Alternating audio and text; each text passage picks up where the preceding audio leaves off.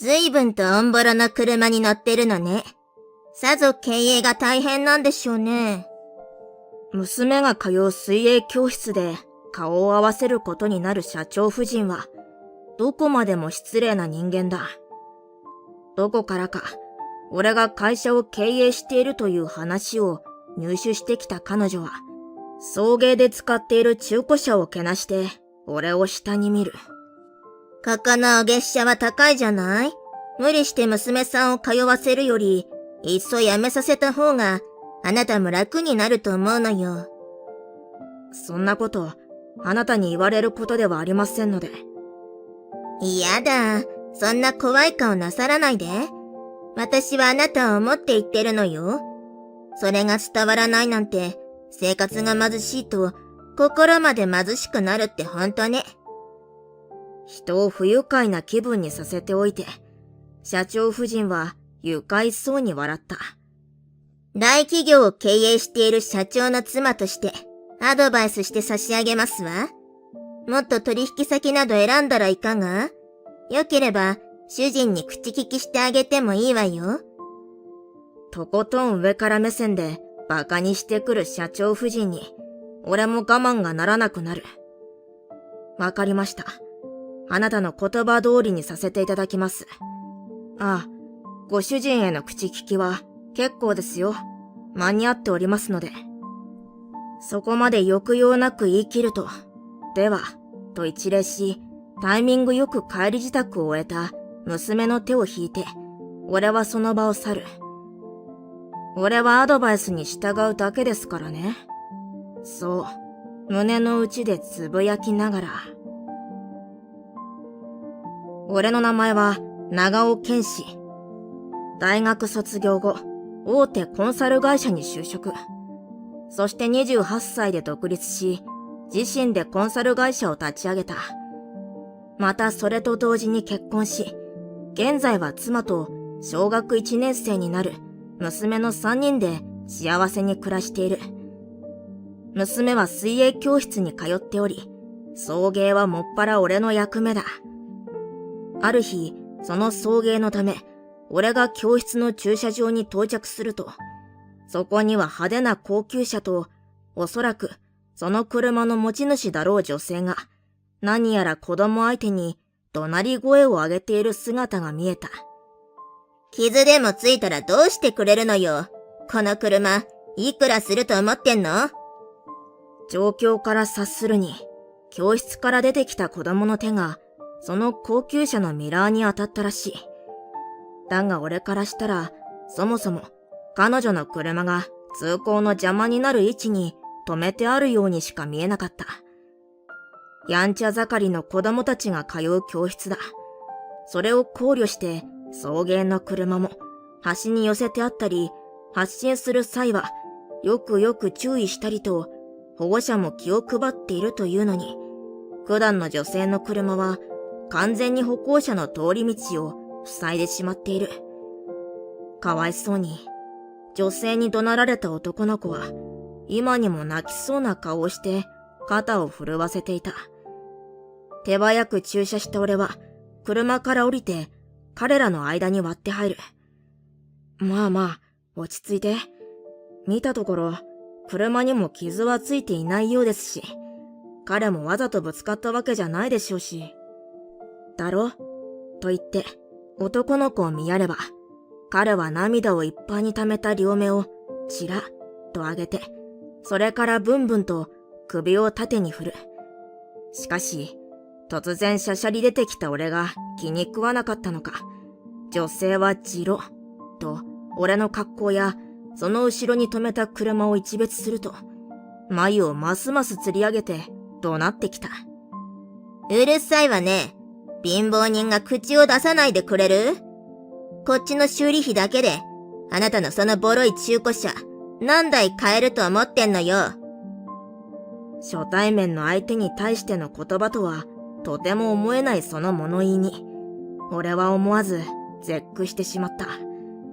確かに、俺が乗っているのは、中古の軽自動車である。教室までの道が細く、また、ここの駐車場も、さほど広くはないので、周囲の邪魔にならないようにセカンドカーを使っているのだ。また、俺自身も普段は T シャツにジーンズというラフな格好を好んでいるので、一見して派手でわかりやすいものを好むらしい彼女の基準からすれば、取るに足らない相手として映ったのかもしれない。それにしたって、あまりにも礼儀を欠く女性の態度に、俺が眉を寄せた瞬間、騒ぎを聞きつけたらしい教室のスタッフたちが、こちらに向かって駆けつけてくる姿が見えた。和田さん、どうされたんですか？それに長尾さんまで。和田という名前らしい彼女のことはともかく、普段はこういう騒ぎを起こさない俺までもがこの場にいることに、スタッフは面食らっている様子である。すると和田夫人は、今度はスタッフ相手に難癖をつけ始めた。その間に別のスタッフが普段の男の子と俺を彼女から隔離する。そうして古参のスタッフがなんとか和田夫人の説得に成功したらしく、彼女は最後に俺と男の子を睨みつけながらも自身の車へと戻り、エンジン音も高らかにその場を去っていったのだった。お怪我はないですか？いえいえ、大丈夫ですよ。こちらこそお手間をおかけして申し訳ありません。俺がうまく対応できればよかったのですが。心配げに確認してくるスタッフに俺は首を振る。どうやら男の子も怪我などはないようで一安心だが、それにしてもなんとも強烈な女性だった。こちらの戸惑う空気を察したのか、やがてスタッフが苦笑気味に口を開く。和田さん、今日は息子さんの入会手続きで来られたんですけど、旦那さんは大手建設会社の社長をされていらっしゃるとかで。ああ、そうなんですね。濁された言葉に俺も事情を理解する。要は、あのようにプライドが高く傲慢で、相手を外見や持ち物だけでしか判断しない類の女性なのだろう。入会手続きに来ただけであの騒ぎなのだ。いざ本格的に息子の送迎が始まれば、どんなトラブルが起こるかわからない。私たちも十分に気をつけますが、長尾さんもどうぞ気をつけて。はい、ありがとうございます。さぞスタッフたちも大変だろうにと思いつつ、俺はその気遣いに頭を下げると、やがてレッスンを終えた娘と共に、帰途へと着いたのだった。だが、それからというもの、和田夫人は教室で俺の顔を見かけると、その度に嫌味を言ってくるようになった。どうやら、彼女の息子のレッスン時間と、俺の娘のそれが、ちょうど入れ違いになるらしい。なので、息子の帰り支度を待つ彼女と、娘に連れ添って、プールのそばまでやってくる俺は、高い確率で顔を合わせてしまうのだ。今日も今日とて、娘を送り出した俺の姿を認めて、わざわざ彼女の方からこちらへと近づいてくる。あら、ごきげんよう。相変わらず車も服も貧乏くさい。いえ、質素でつつましくてらっしゃるのね。ああ、そうですかね。お恥ずかしい限りです。あ、勘違いなさらないで。私、ご家族揃って節約がお上手って褒めてるんですの。おほほ、と、上品ぶって笑う和田夫人だが、その陰険な目つきが早速言葉を裏切っているし、初対面時の鬼のような形相を見てしまっている俺からしたら、今更奥様ぶられても、うすら寒いだけである。だが、無難に頭だけ下げた俺に、和田夫人はなおも言い募ってきた。私って、どうも節約が下手らしくて、今までそんなつつましい生活とは無縁だったからかしら。この間も、せっかく古くなったお洋服を片付けたのに、主人がその倍のお洋服をプレゼントしてきたの。困ったものだわ。と、全く困っていない様子で嘘吹く彼女。その点、あなた方ご家族はいいわね。小さな幸せっていうのかしら。そういうのを大切になさってそうだし。それにしてもあのお車、動いているのが奇跡よね。私だったら絶対に乗れないわ。和田夫人は嫌味たっぷりにそこまで言うと、クスクスと肩を震わせた。言うほど俺の乗っているあの車は古くもなければ、車検だってきちんと通っているし、丁寧に磨いてあるので、今でも十分快適に走ってくれる。正直言って、和田夫人の言葉は、不愉快以外の何者でもない。だが、とにかくこちらを馬鹿にしたいだけの相手に、ムキになるのもどうかと思い、俺は愛想笑いをさらっと浮かべて、言葉少なに、彼女の前を通り過ぎていくのが常だった。ああいう輩は、相手をしないに限る。こちらが反応しなければ、そのうち相手も飽きるだろうと、俺は考えていた。そんな中、水泳教室では、毎月定例の記録会の日を迎えた。クラス合同で行うそれには、例の和田夫人の息子も参加していて、また当然のごとく、夫人本人も見学に訪れている。やたらハイブランドを重ねるせいで、むしろちょっとやぼったくなってしまっている残念なその背中には近づかないようにしながら、俺は隅の方で娘の勇姿を見届けた。娘はもともと体が弱く、かかりつけの医師から健康のために水泳を勧められて、この教室へと通っている。そのこともあって、娘はお世辞にも、泳ぐのが早いとは言えない。それでも、以前より長い距離を泳ぎきれたことに、娘はとても喜んでいる様子で、小さな体で目いっぱい、友人たちと嬉しさを分かち合っていた。娘の成長に、俺も胸がじんとなる。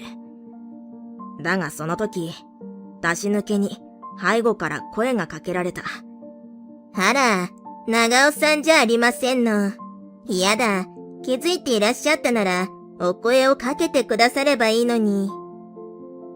その耳障りな声の主は案の定、和田夫人で、せっかくの感動に水を差されたことに、俺は内心大きなため息をつく。ああ、どうも、すみません。気づいてませんでしたので。しかし、こちらのあからさまな塩対応にもめげず、彼女はわざとらしい笑顔を浮かべて、俺へとにじり寄ってきた。和田夫人は出番を終えた俺の娘の方をちらっと見やり、それから唐突ににっこりと笑う。お宅の娘さんは可愛らしいこと。記録会だって言うのに、早く泳ごうだなんて、みじんも考えてらっしゃらない様子で、あんなに喜んで。お父さんに似て、小さな幸せを見つけるのがうまいわね。遠回しに娘のことを馬鹿にされ、俺はさすがにカチンときたが、ここで感情的に言い返したところで、周りの迷惑にしかならない。そう思い、黙っている俺。けれど和田夫人は空気を読まず、さらに続ける。でもね、本人が楽しくても、ほら、場の空気ってものがあるでしょ？だってあの子、どう見ても泳ぎの才能には恵まれていないし、周りの子も足を引っ張られなければいいけれど。誰よりも空気を読めない人間に、そんなこと言われたくはない。それに、まるで娘が教室の邪魔になっていると言いたげなその言葉に、気づけば俺の口から我慢していたものが漏れてしまっていた。この教室は、ちゃんとその子の実力に見合ったクラス分けをされていると思います。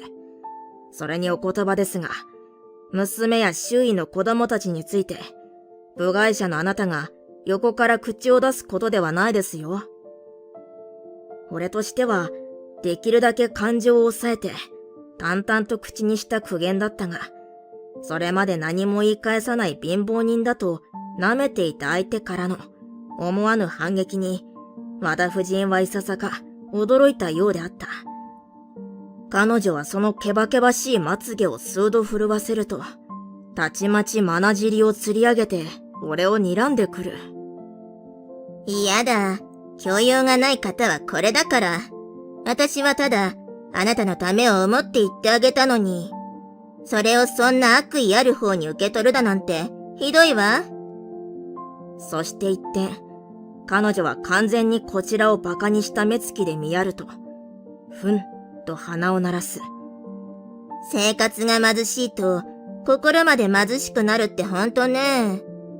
ねえ、正直なところ、ここのお月謝は高いじゃない？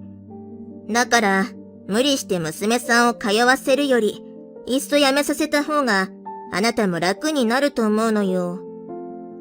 それから和田夫人は、さもおかしそうに、声を上げて笑った。だって、あのオンボロの車、あんな古くて汚くて、小さい車で送迎しなきゃいけないだなんて、あなたも娘さんもかわいそうよ。見栄を張って、いらぬ恥をかくより、ちゃんと自分たちに見合った生活をなさいな。まるで、出来の悪い子供を根気よく諭すようにして、彼女はそんなことまで言ってくる。そして和田夫人は、勝ち誇った色をその目に浮かべて、俺を一別した。あなた、聞けば何かの会社の社長だそうじゃない？まあでも、その様子じゃ、経営の方もお察しね。そうね。もっと取引先など選んだらいかが？よければ主人に口利きしてあげてもいいわよ。そしたら少しは生活も楽になるでしょうと、親切ぶって付け足す和田夫人。正義は自分にあると信じて疑わない、その態度に、俺は心の底から辟易する。放っておけば、相手が飽きるだろうと楽観視していたものの、こちらの予想以上に、和田夫人はしつこい性格のようだ。このままでは、俺ばかりでなく、娘までもが、彼女の餌食になってしまう。そうして俺は、とあることを決意し、口を開いた。わかりました。そこまでおっしゃるのであれば、あなたの言葉通りにさせていただきます。ああ、ご主人への口利きは結構ですよ。間に合っておりますので。そこまで抑揚なく言い切ると、では、と一礼し、タイミングよく帰り支度を終えた娘の手を引いて、俺はその場を去っていったのだった。さて、その数日後、俺のもとにとある取引先から電話があった。朝から何回も同じ相手からかかってきているという。会議が終わり、時間の空いた俺が電話に出ると、ようやく繋がったとばかり、相手からは開口一番、プロジェクトを抜けるとはどういうことですかと、悲鳴のような問いかけが飛んできた。俺はいささか面食らいながらも、冷静に答える。どうもこうも、言葉通りですよ、和田社長。そう、電話相手は、あの和田夫人の夫であり、大手建設会社の2代目社長だ。和田夫人は、主人に口利きしてあげてもいいわよ、なんて言っていたが、そんなことをしてもらわなくとも、すでに契約を結んでいた。俺の会社は以前より、彼が社長を務める大手建設会社のコンサルタントとして、50億を超える大きなプロジェクトに関わっているのだ。しかも、大詰めを迎えているプロジェクトだ。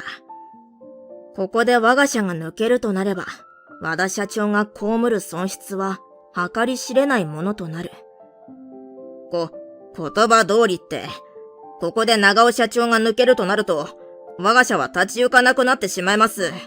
最悪、倒産ということにも。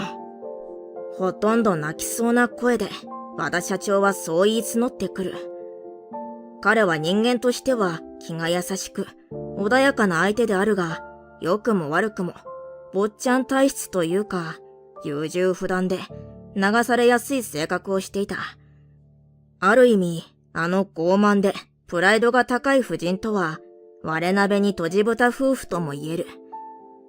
普段から何かと押され気味らしい彼は、今回の件も妻から何も聞いていないのだろう。まあ、あの和田夫人が、たかだか水泳教室で一緒になる貧乏人である俺のことを、夫に話すとも思えない。なので、俺はまず、電話口の和田社長に、これまでの経緯や彼女の暴言の数々について、詳細を話した。すると、話を進めるに従い、最初は戸惑っていた和田社長の絶句する気配が電話越しにも伝わってくる。ということで、奥様には取引先を選んだ方がいいと言われましたもので、それならまず今回の御社とのコンサルタント契約を打ち切らせていただこうかと思いました。話し終え、そう締めくくった俺に、それまで言葉を失っていた和田社長が震える声で謝罪した。そんなことになっているとはつゆ知らず、うちの妻が本当に失礼いたしました。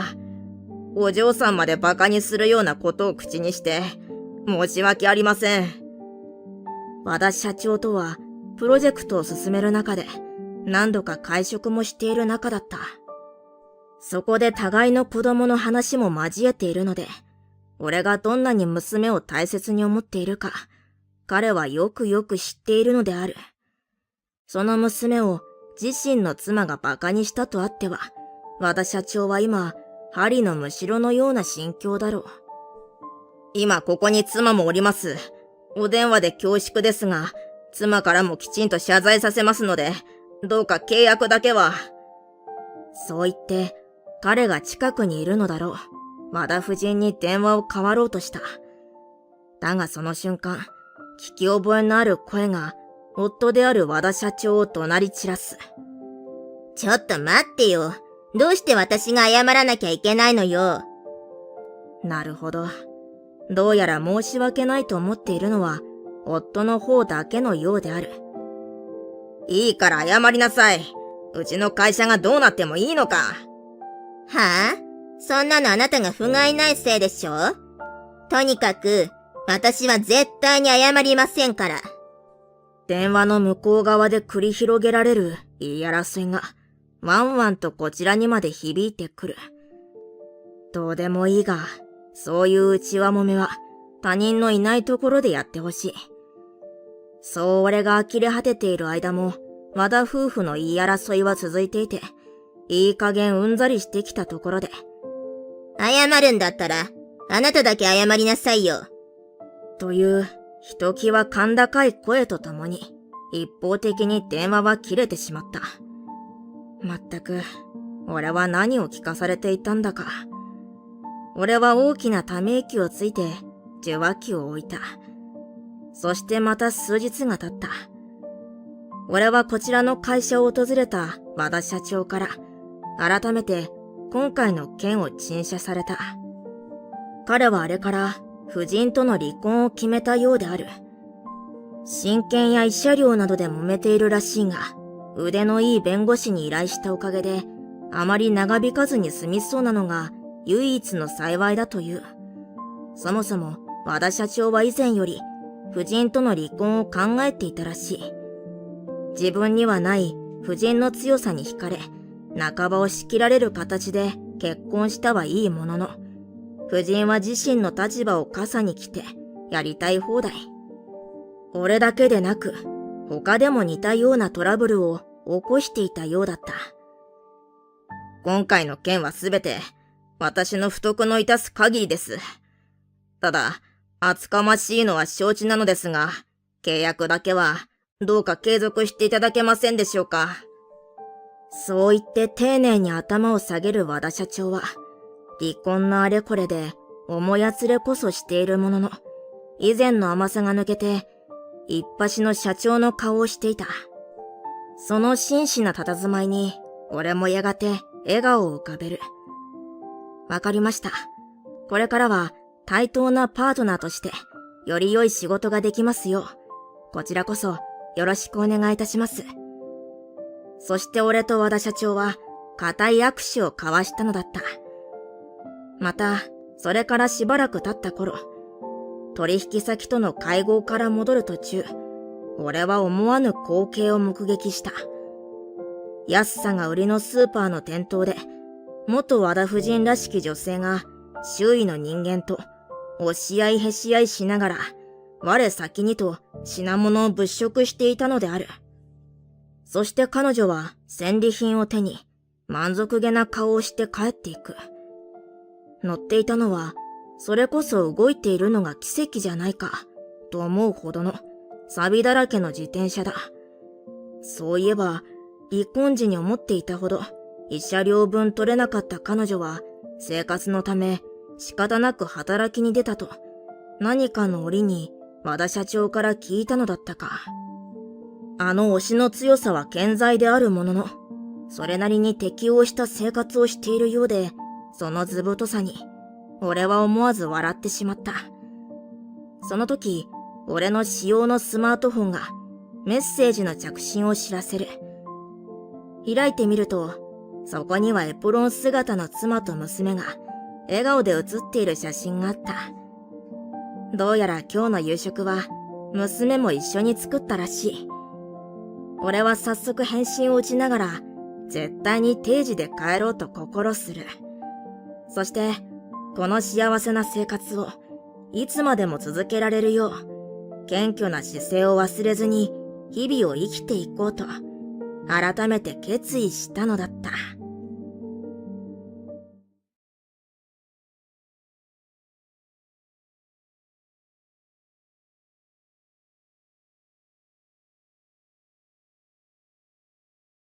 お前みたいなじじいはクビだ。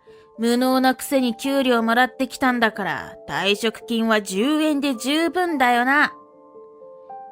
20年間一生懸命働いてきた俺は、新社長に会社を追い出された。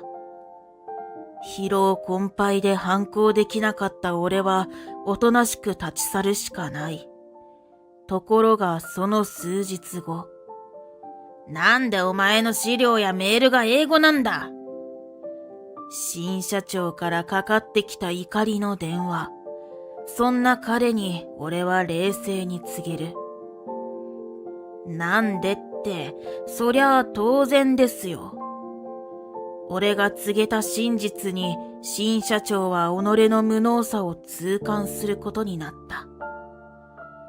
俺の名前は三井洋平。旅行会社に20年勤めている。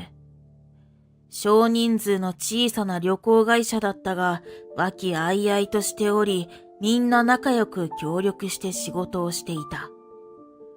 急ではあるが、夢だったオーストラリアに移住するため、社長を辞任することになった。ある日、社長から全社員に集まってくれと呼び出しがあり、突然そんなことを告げられた。今後は会長職には就くが、これは名ばかりだな。経営などすべてのことは新社長に一任するつもりだ。急な話に社員たちがざわめく中、見たことない20代後半くらいの男が扉から入ってきた。僕の後任で社長をしてもらう息子の松下拓也だ。急なことでいろいろ不安だと思うが、よろしく頼んだよ。社長に息子さんがいるなんて知らなかった俺たち社員は呆然としてしまった。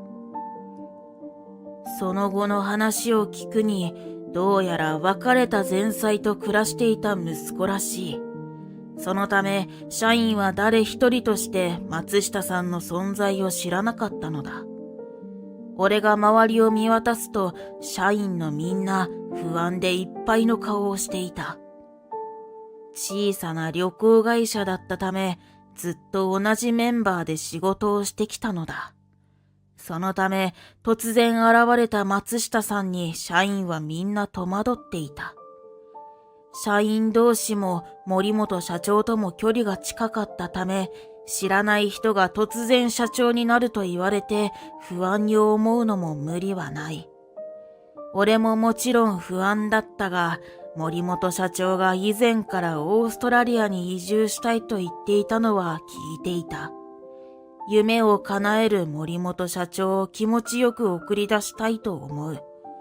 それだけ森本社長には恩がある。俺は大学時代にはアメリカ留学を経験し、旅行が好きで国内外問わずいろいろなところに行っていた。大学卒業後もお金を貯めては旅行をするという生活を送っていたのだ。25歳の時、好きな仕事をしようと現在の会社に就職した。対応できるスタッフがいなかったため、俺が入社した頃は国内バスツアーが中心だった。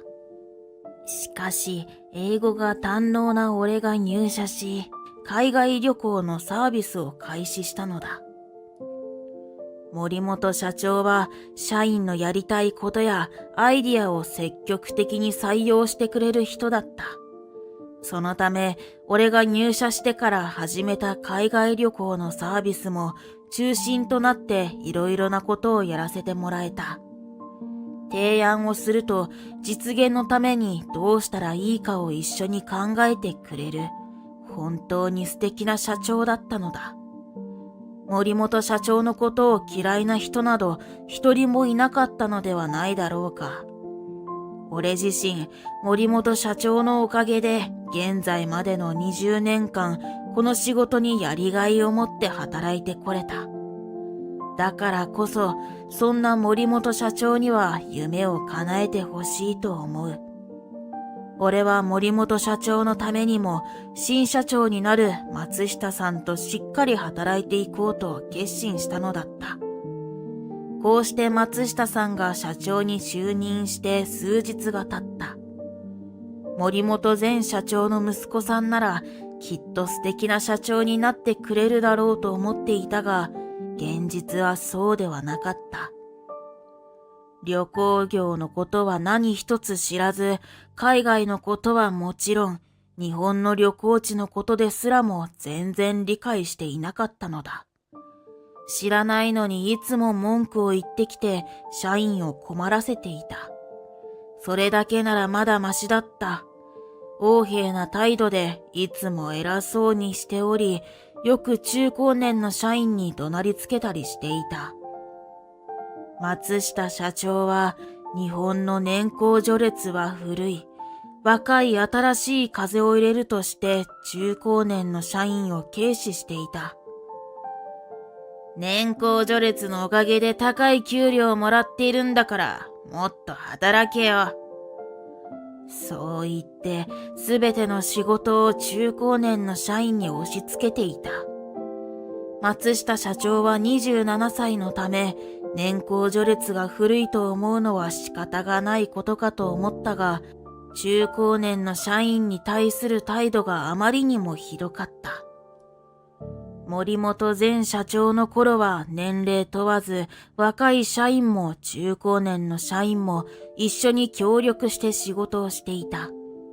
そのため、松下社長が急に年齢で区別したり、中高年だけを怒鳴りつけたりするようになり、社内の雰囲気はとても悪くなっていた。俺も松下社長から中高年の社員として怒鳴られたり、文句を言われたりすることも多い。お前さ、こんな仕事に何分時間かけているんだよ。すみません。いつも何人かでやっていた作業なので。すると松下社長は鼻で笑った。お前入社して20年なのに全然使えないんだな。そうやって若い社員に押し付けていたツケが回ってきたんだよ。若い社員に仕事を押し付けていたつもりなどない。なぜそんなことを言われて、こんな扱いを受けなければいけないのかと、すごく不快な気持ちになった。しかし、松下社長に逆らうこともできず、押し付けられた大量の仕事をこなすしかなかったのだ。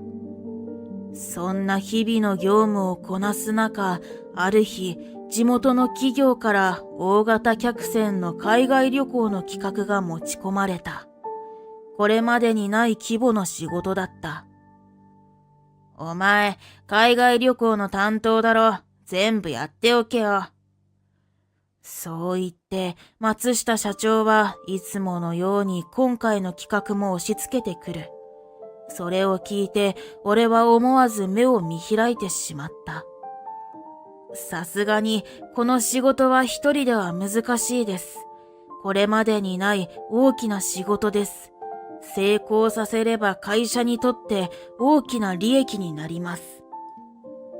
やらなければいけないことが多岐にわたり、俺一人では手が回らない。失敗は許されないし、せめてサポートをつけてほしいと俺は一生懸命に松下社長を説得した。だが、そんな俺を松下社長は睨みつける。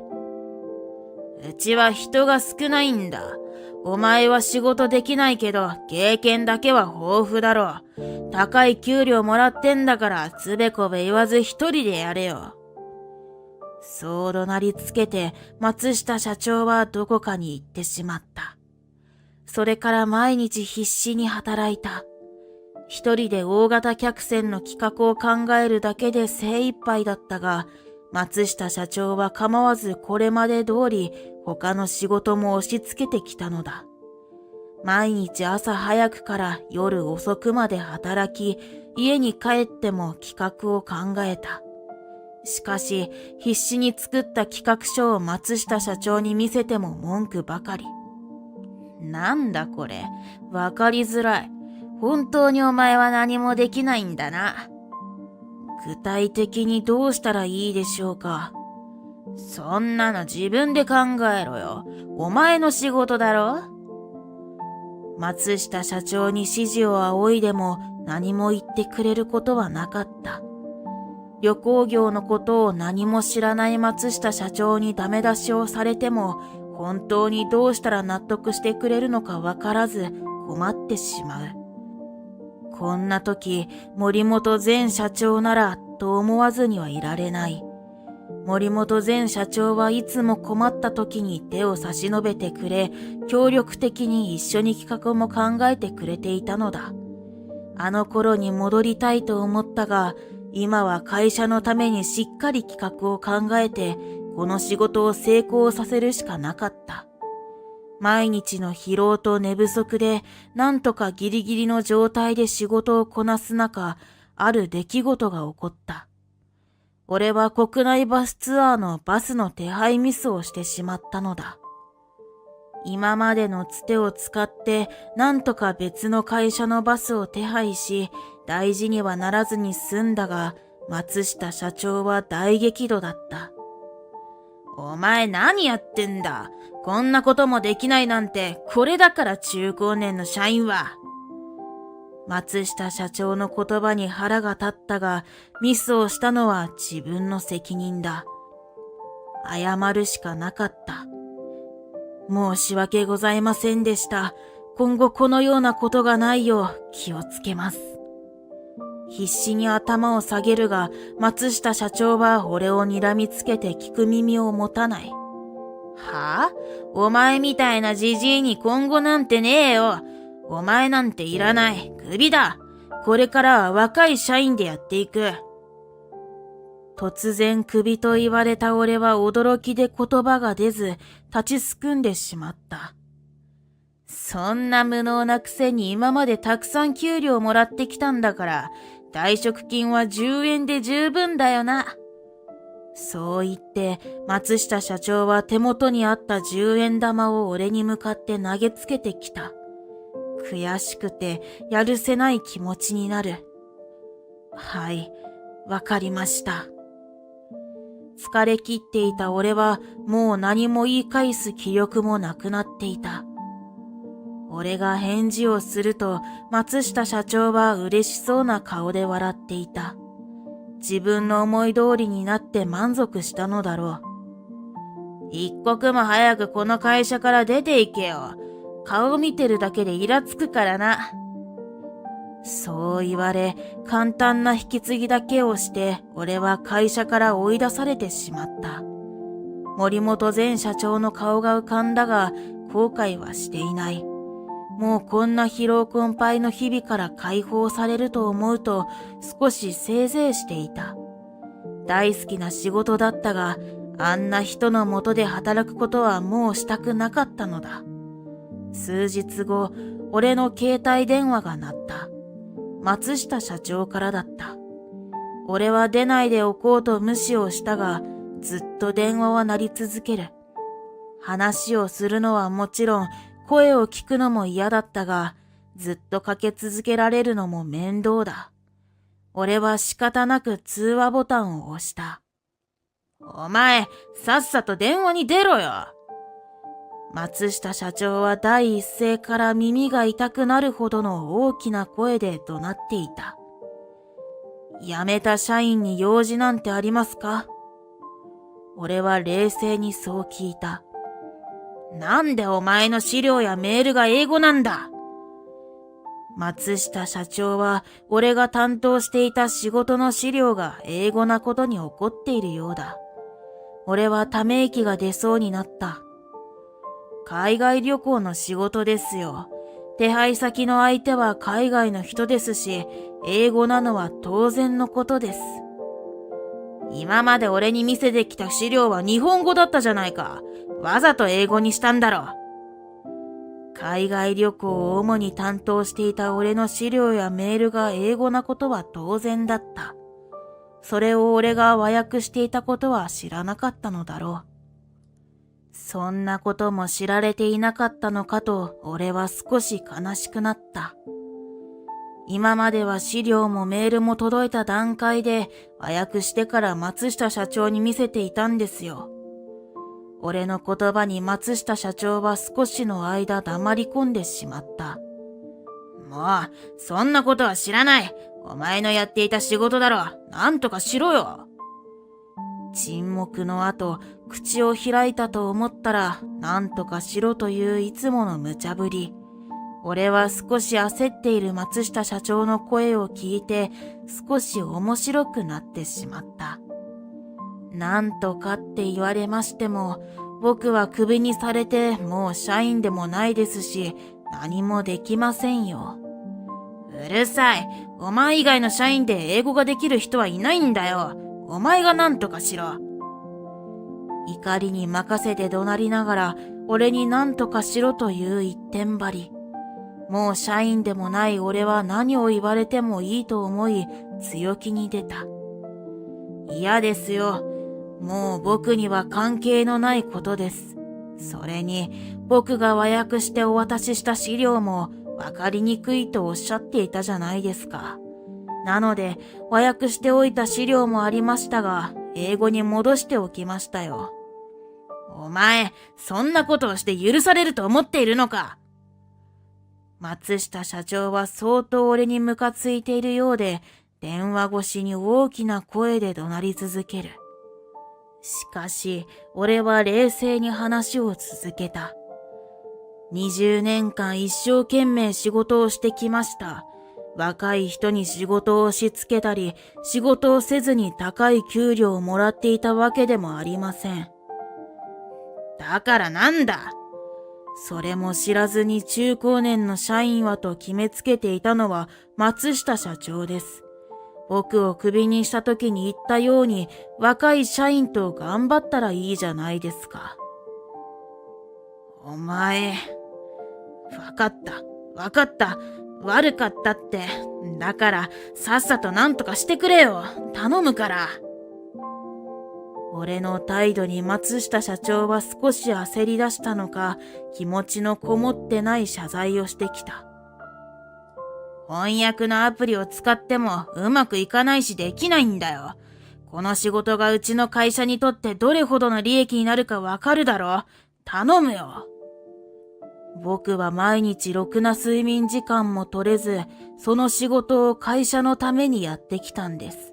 それを社長ともあろう方が、社員のこともしっかり見ずに評価して、すべての仕事を押し付けて。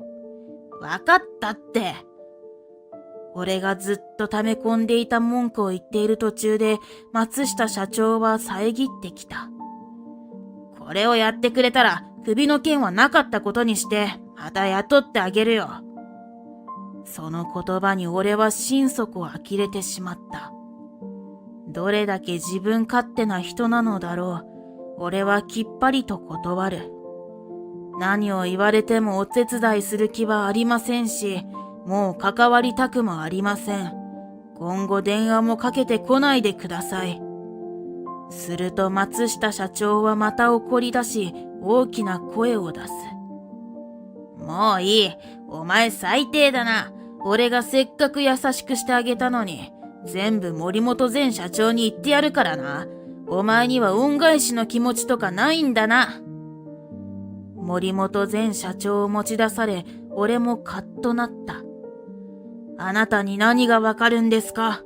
森本前社長は松下社長の言葉だけで判断するような人ではありません。